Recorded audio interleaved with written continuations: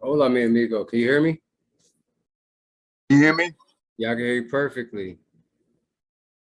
So, just real quick, we're recording now. So I don't know if you have the record button on your side because I never noticed it from the other side of Zoom. But you're welcome to record the whole thing.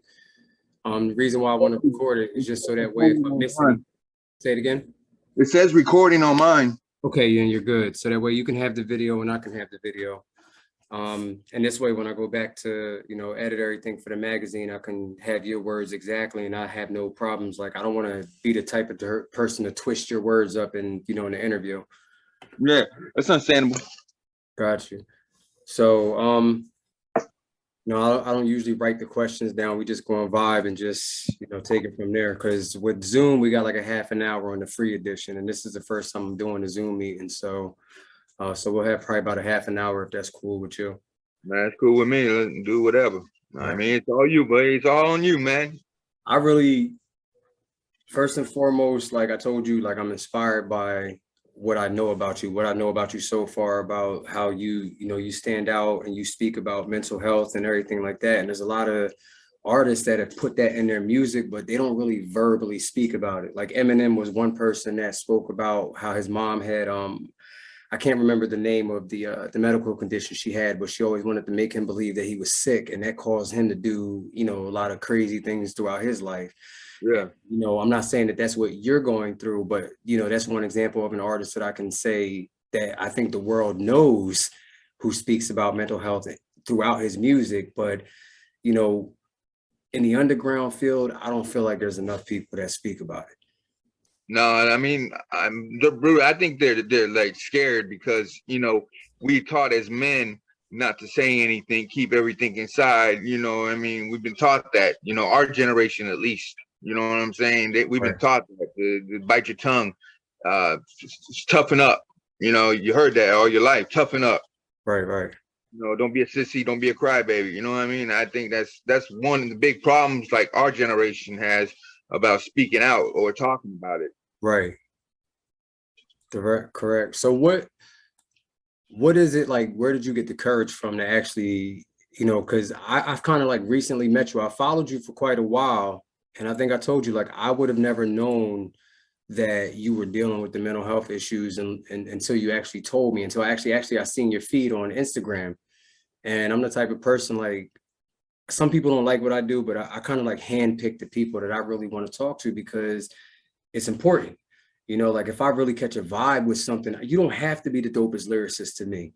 You know what I mean? You don't have to be, the person who has every single word spot on the beat. Like I look for potential in people and I say, yo, this is somebody who needs to, to be heard. You know what I mean? And normally when I reach out to people like that, it's the people that feel like they really, really deserve to be heard. And I feel like if you really want to be heard, then tell your story. Tell your story. Because even me being involved in music all the years that I've been involved in music, like you said, there was like a fear. We all say we don't give a fuck about this, we don't give a fuck about that. But realistically speaking, I think everybody has this fear of being judged based upon just their mentality. You don't want to tell somebody that you got a problem because automatically the first thing that comes out their mouth is you're crazy. Right. You're not going through an issue, you're just crazy. Yeah. And that ain't, to me, that's not right. That isn't right at all. No, it's not. I don't believe. It's not right at all, bro, either. Man, let me tell you, bro. When I got epilepsy, like 6 years ago, when I got hurt at work and hit my head and stuff, man, I saw that there wasn't enough talk about epilepsy, okay, or there was not enough talk about PTSD, which I have real bad. You know what I mean? And there was not talk about any kind of depression or anything. And you know what I mean? And I wanted the world to know my story.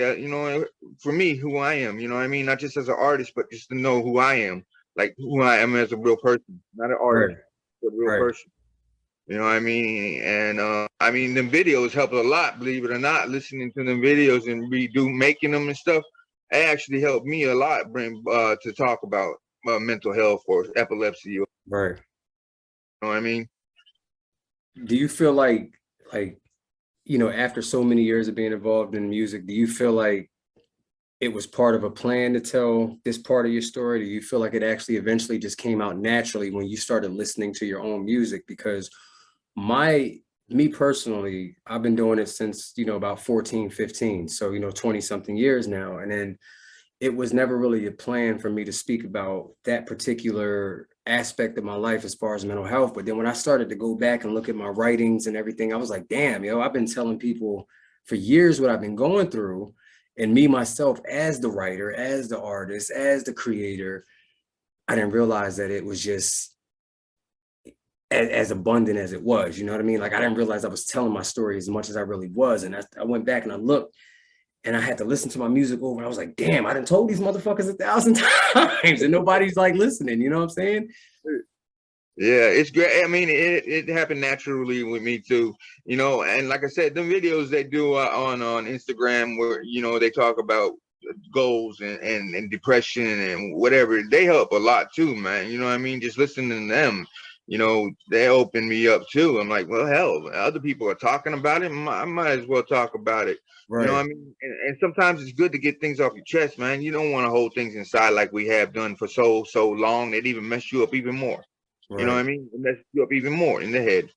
Now, does your now when I say living conditions, I don't mean your household, but I mean you live in Tennessee, you're Hispanic, and you deal with mental health issues as far as, and you put it in your music. Do you see a lot of that in Tennessee, or is that something that's like very it's like very I don't want to say hidden, but it's not really out in the open in Tennessee? I don't see it a lot in Tennessee at all. I mean, I really don't see it that much anywhere, to be honest with you. Even Boston, Mass, where I'm originally from. You know what I Okay. mean? I don't hear it out there much. I mean, you know, um, the only one who really talked about oh shit, what was dude's name? He's dead now. White boy, white rapper. Oh, we Mac Miller. Yeah, he talked about it a lot, man. You know what I mean? He kind of inspired me too. You know what I mean? Yeah. For real. Because he talked about it a lot. He was real open about. And you know what?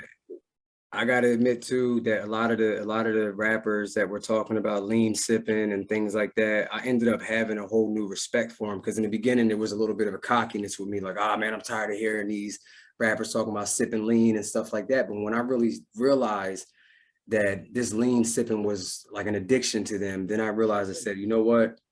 That right there alone could trigger mental health issues in a person. Because even with me smoking black amounts, I used to be able to just say, you know what, I don't want to smoke no more, and I'm done smoking.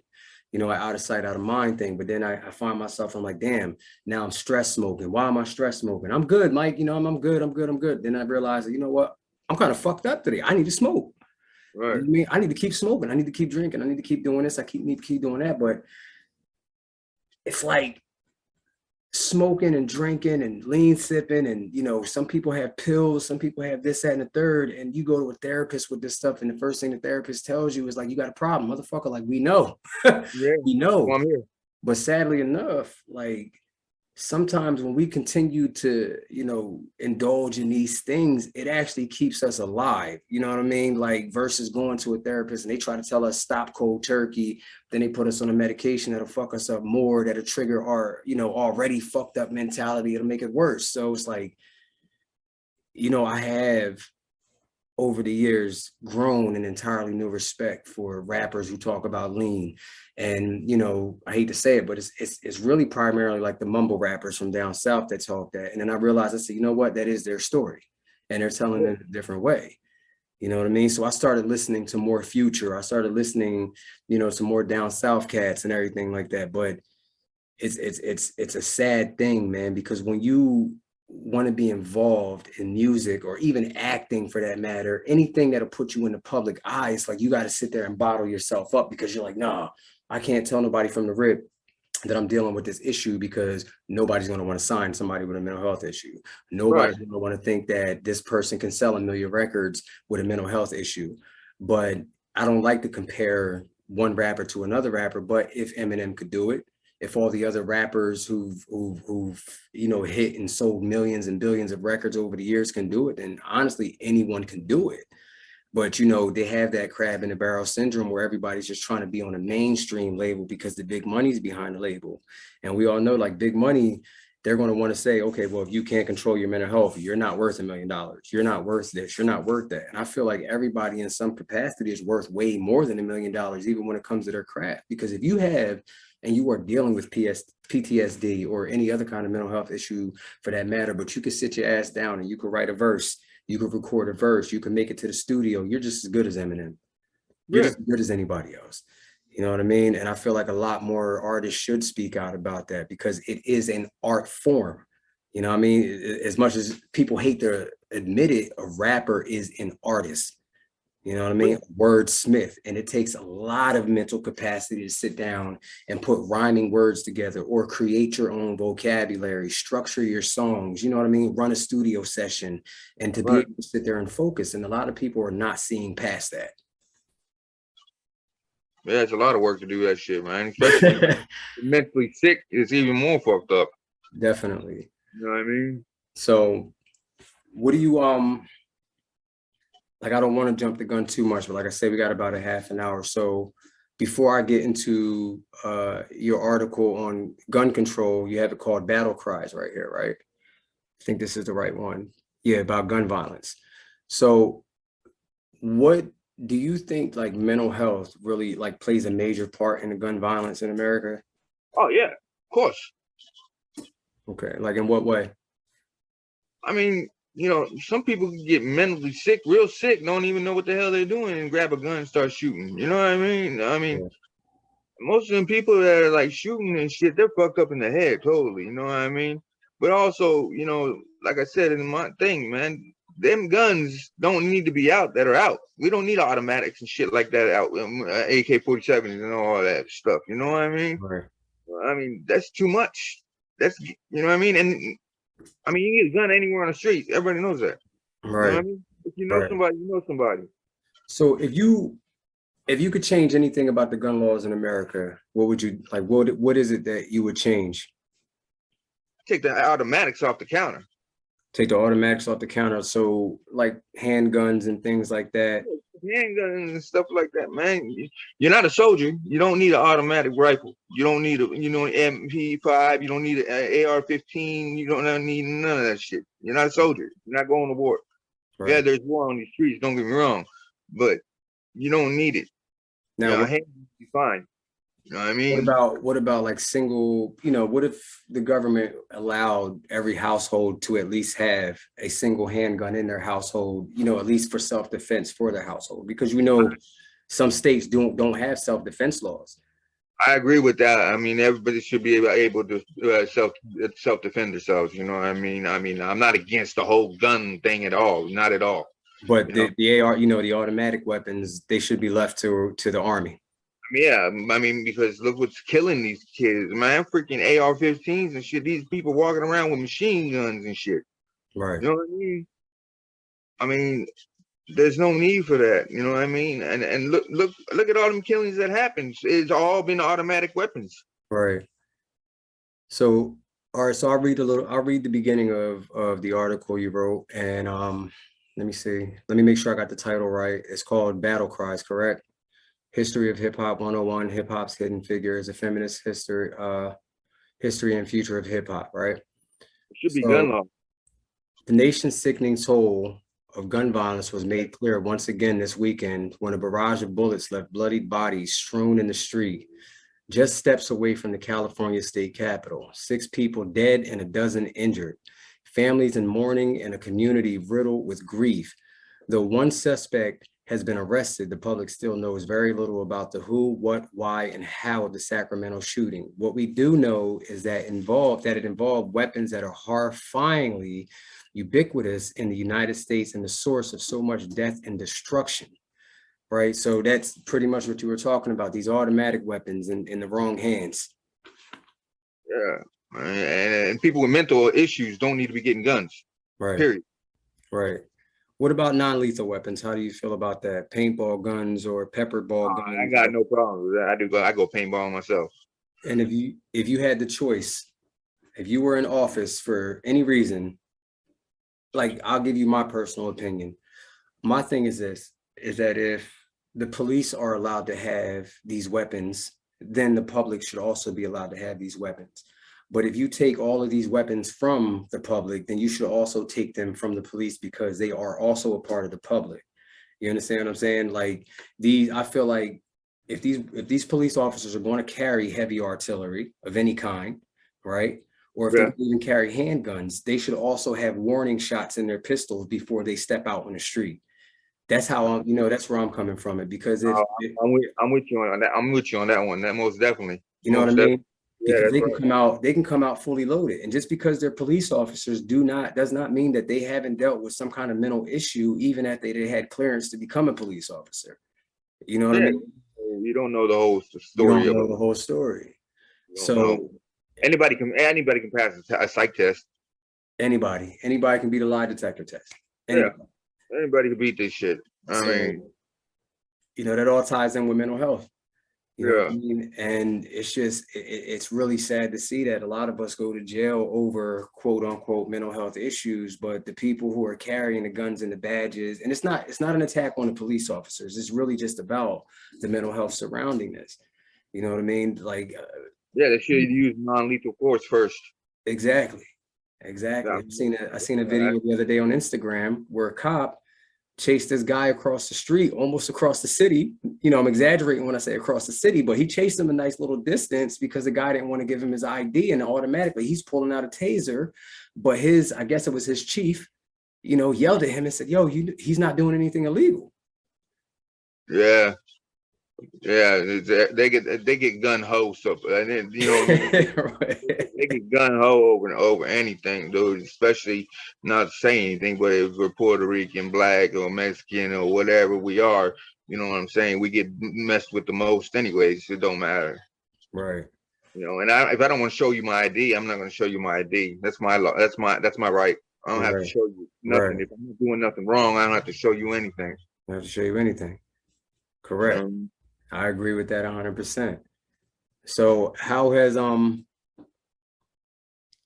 I asked you about you telling your story about mental health in your music, but how has it actually affected you as an artist? Has it affected you in a positive way, in a negative way? Have you gotten positive feedback, negative feedback, a little bit of mixed?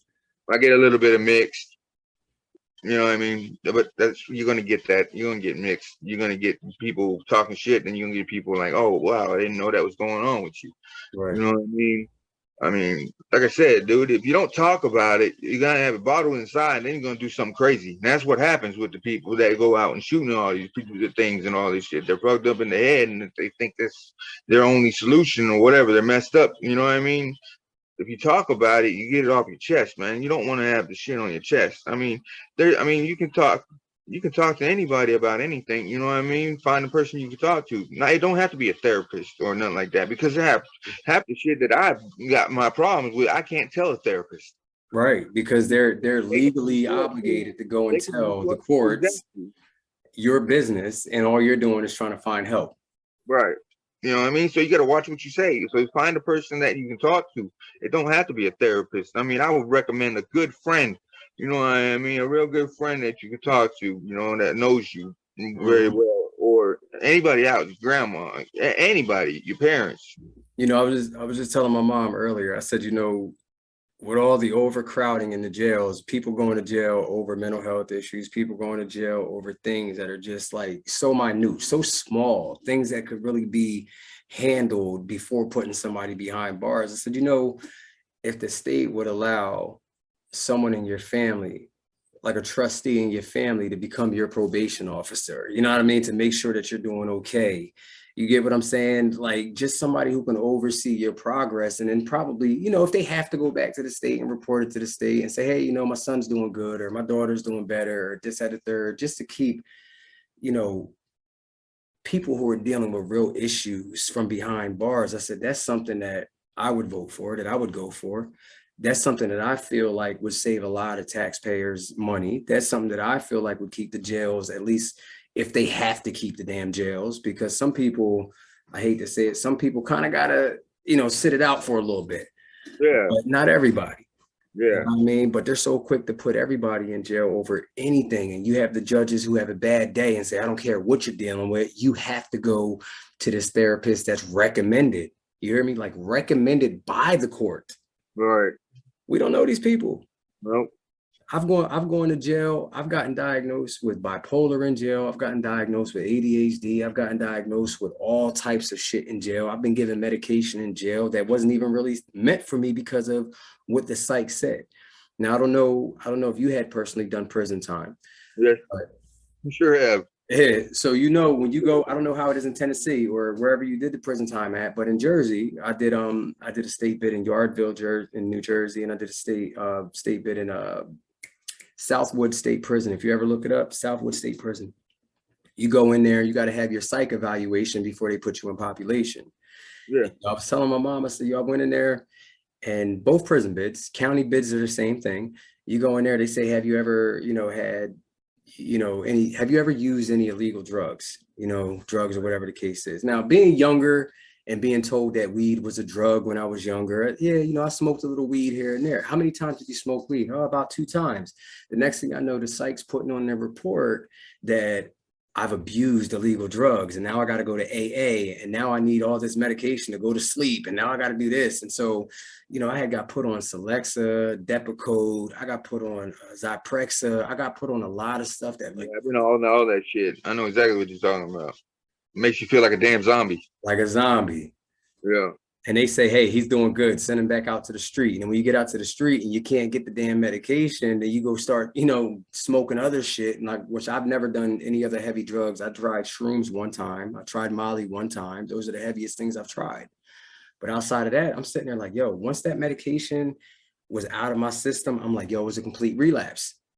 Yeah. It was a complete relapse. And I'm like, damn, like this shit was not helping me when I was taking it. And it's not helping me when I don't take it.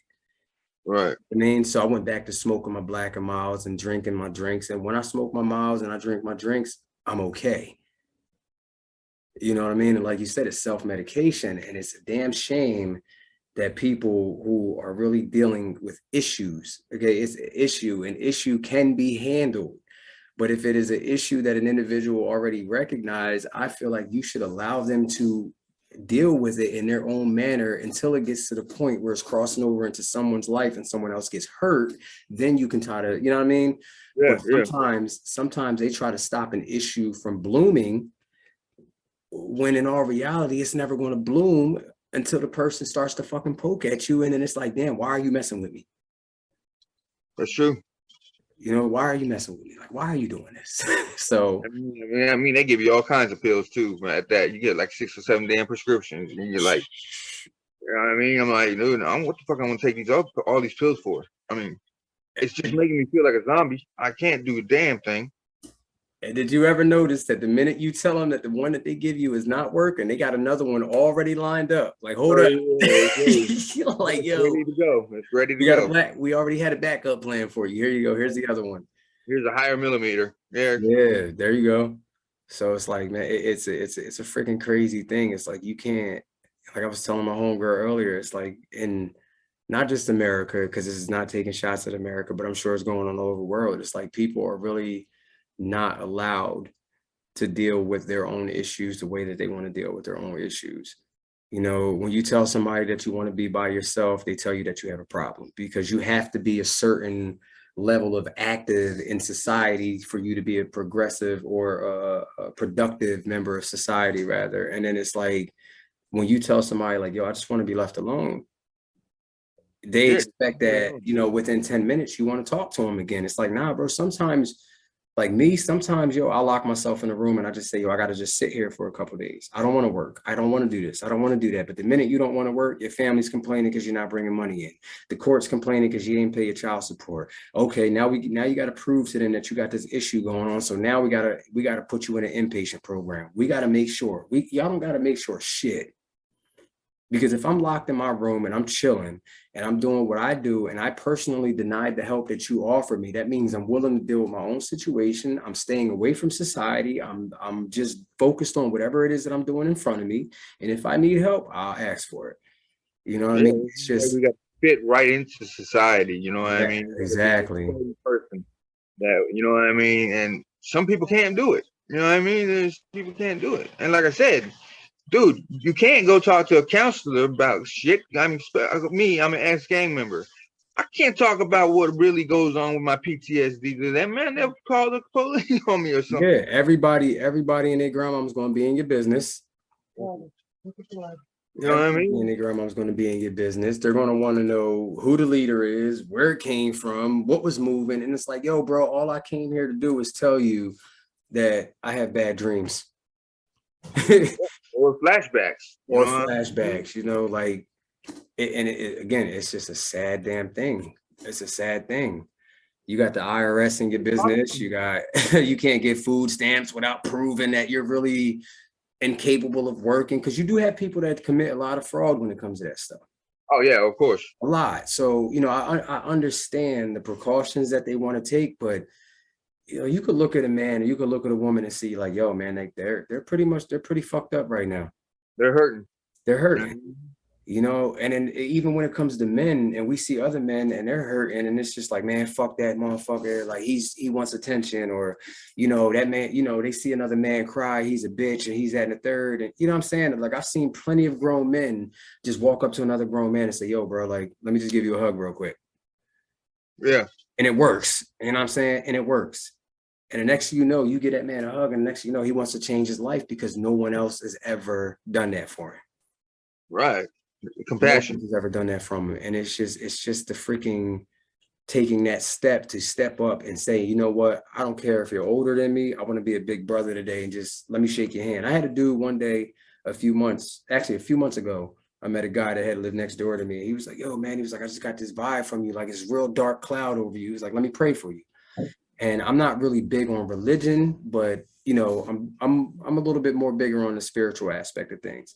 You know, that's a whole nother conversation. But nonetheless, you know, if somebody says they want to pray for me, I'm like, okay, I'm with it. But when somebody does something like that for me, and I say, you come out of your shell, knowing that I'm the type of man that I am, and you say, let me pray for you, and I allow that, I probably needed that.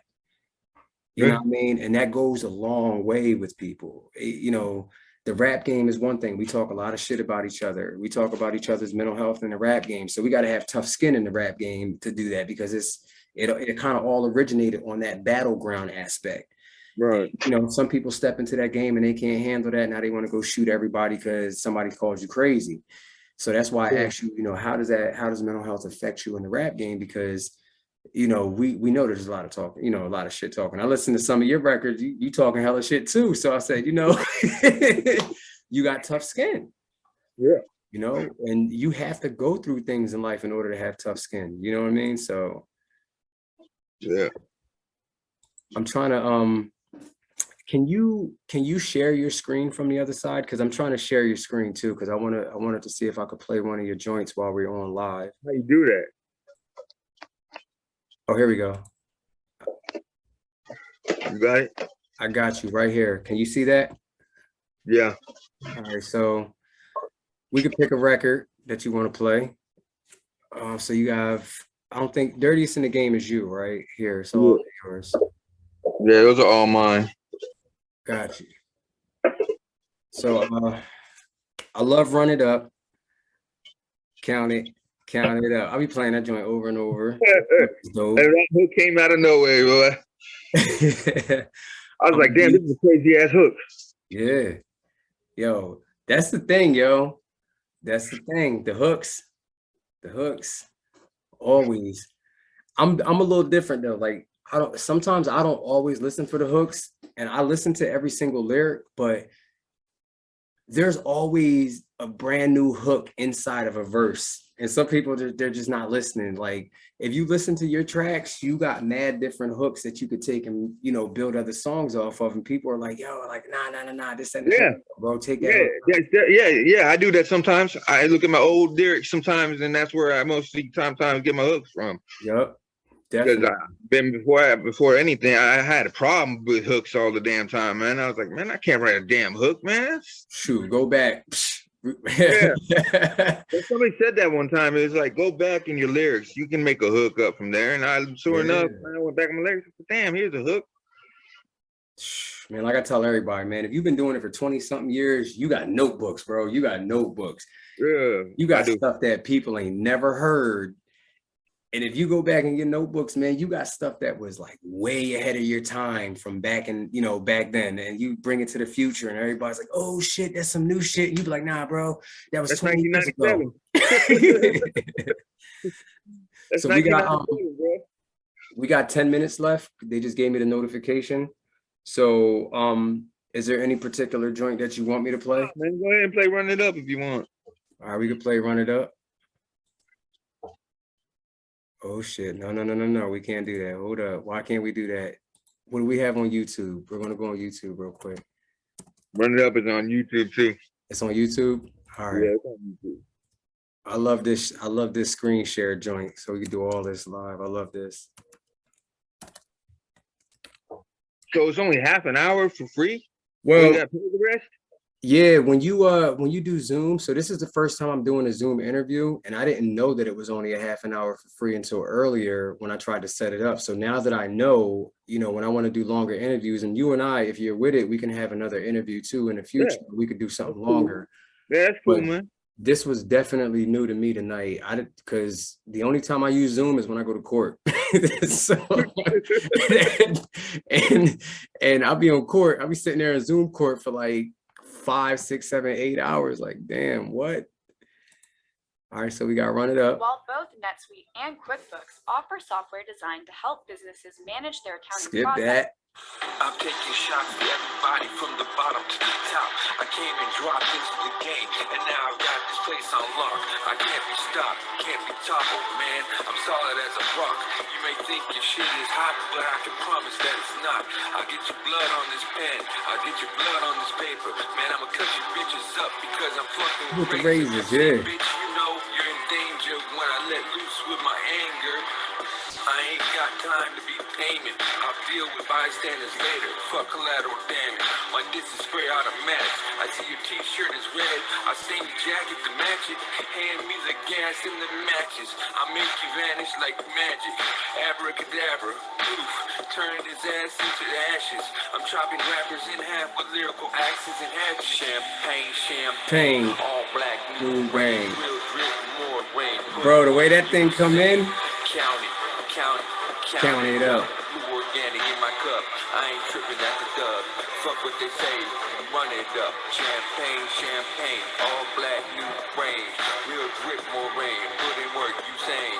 Count it up. Blue organic in my cup. I ain't tripping at the dub. Fuck what they say. Run it up. It's the nice motherfucker. Yeah, we back in them asses. There ain't no method to our madness. This perfection, it just happens. Anybody else who spit this track will probably trash it. It's a tragic, ain't it? The way that my brain is about to dish you first and ask questions later. But fuck it, no sense of changing. If it ain't broke, then don't fix it. If it ain't dope, then don't listen. But you ain't in a position to claim to be a gangster. See, I'ma fuck up your image, you fucking critics, I get it. Only entered this because I'm in it to win it. You fucking cynics who think that I'm just a gimmick, they slept and doubted me. I mastered the class, I know mama and them are proud of me. Y'all niggas are dead to me. They be asking for money but can't even check on me. When to my body, I'm selfish, I'm keeping it real like emblem. Champagne, all black, new rain. Real drip, more rain. Put in work, you sing. Count it up. Blue organic in my cup. I ain't tripping at the dub. Fuck what they say. Run it up. Champagne, all black, new rain. Yeah. Real drip, more rain. Put in work, you saying. Count it up. Blue organic in my cup. I ain't tripping at the dub. Fuck what they say. Run it up. Nitty, I'm toxic like venom. Always stretching the seams like it's denim. I'm tired of changing my ways. They be thinking it's magic like poof. Upsetting these niggas today. I got it on smash. I was made for the booth. Can't box me in with no help. Couldn't do it myself. I dropped the M on the belt. Then held my own like a champ. I'm cutting cut it up like a part of me. Need me some space like I need me more property. I won the lottery, I think I'm out of the box, and then I shuffle it properly. Devil, get off of me. I'm chasing the bag while I shake my anxiety. Bought a new size, can't fit into society. Working so hard, I can feel it inside of me. Natural stripes, we love that. So official, playing my games. Late charge, blew the whistle. Check it.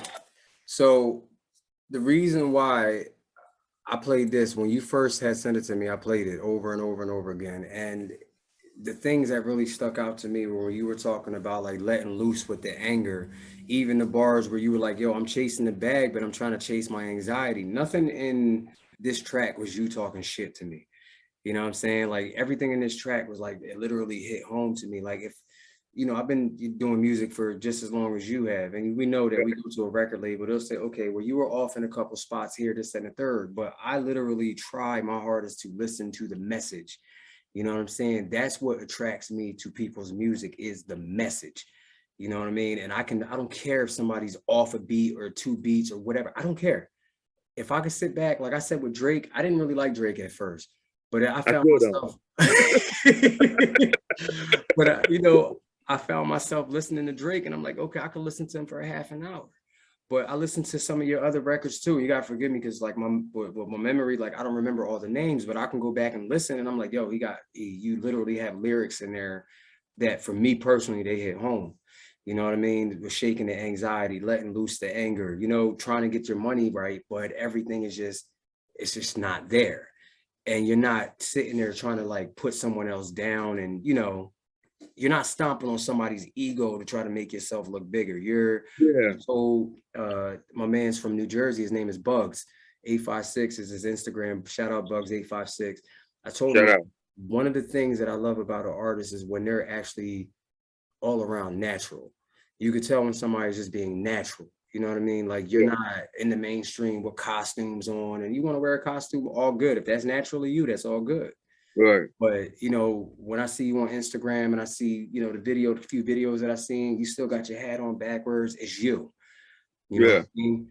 So I ain't gonna fake it for nobody. That's for sure. And you can't. No. You can't. You know, $10 million in your bank account might sound nice, but then as soon as you take off the costume, you're broke again. Right. You're broke again. True. So, but since we don't have that much time left, we got 3 minutes left.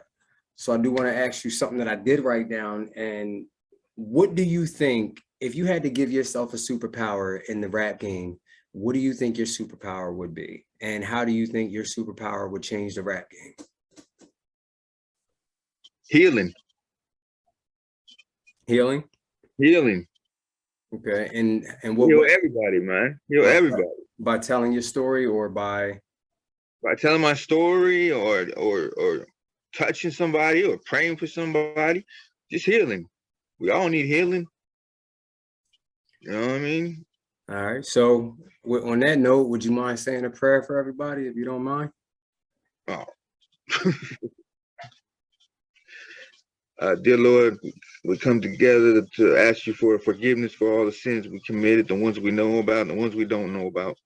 Lord, I just want to pray for everybody that is dealing with mental issues or dealing with any kind of sickness, Lord, that you will heal them from the top of their head to the soles of their feet, Lord, and watch out for them, Lord, and give us, you know, the answers that we can, so we can deal with our mental issues and whatever else we're going through, Lord, because we don't know what to do anymore, Lord. Society's trying to change everything on us. And, you know, and the only thing I know what to do is what I always do is turn to you and, you know, and ask you for help, advice and stuff like that. And I get it. I hear you. And I just want to just pray over everybody and, you know, heal everybody in this world. We're all lost. In Jesus' name I pray. Amen. Amen. I want to shout out Puerto Rico. Yeah, Boricua. Shout out Arecibo, mi familia. So next time you and I have an interview, we'll definitely be able to go longer. So I appreciate your time. You have the recording of this video. You can share it if you want to. How do I do that? So that's what I am going to talk to you about afterwards. And if it's too late tonight, then I'll get with you tomorrow. So I'll No, figure it's it not out too late, tonight. man. You can stop recording. We can still talk. That's what we do on Nights of the Round Table that I'm involved in. Okay. When they stop the recording, we can talk for hours. All right, so we'll do that. I'll stop the recording now, and then I'll go back in my files and make sure the video and everything is saved, and we'll figure out how to share it with one another, because it says I'm recording. So again, this is live, so I'm letting everybody know this is the first time we're doing this live on Yeah. Zoom. So we'll figure all this out, and then next time we can teach other people how to do it if they want to do their own interviews as well. So so everybody knows you got to kind of have a paid subscription with Zoom to do longer than a half an hour. So but I do appreciate the time. We do have a lesson